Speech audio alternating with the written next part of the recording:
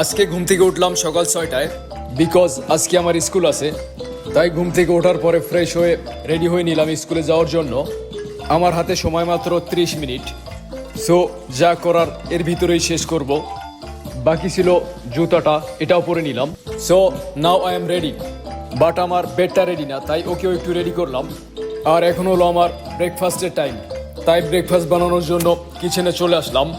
পরে চুলায় একটা প্যান বসিয়ে দিলাম, আর বসিয়ে দিলাম আমার ফেভারিট কফি। তারপর প্যানের মধ্যে দিয়ে দিলাম দুধ গরম করার জন্য।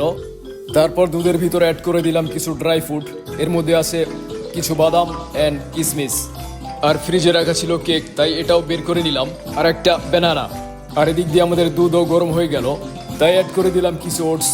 আর এদিক দিয়ে আমাদের কফিও রেডি। সো কফি খাওয়ার পর এখন আমি নাস্তা করব। এভাবে আমার ব্রেকফাস্টটা কমপ্লিট করে নিলাম। পরে আমার সাইকেলটা ব্যালকনি থেকে নিয়ে বের হয়ে গেলাম স্কুলের উদ্দেশ্যে। সো ঘর থেকে বের হওয়ার পর আমি টানা 40 মিনিট সাইকেল চালালাম। দেন ফাইনালি আমি আমার স্কুলে আর ক্লাসে এন্টার হয়ে গেলাম। ফাইনালি 4 ঘন্টা ক্লাস করার পর ক্লাস শেষ। 4 ঘন্টার ক্লাস শেষ করে আমি বের হয়ে গেলাম আমার বাসার উদ্দেশ্যে। আর বাসায় ফিরতে ফিরতে হয়ে গেল দুপুর 2টা।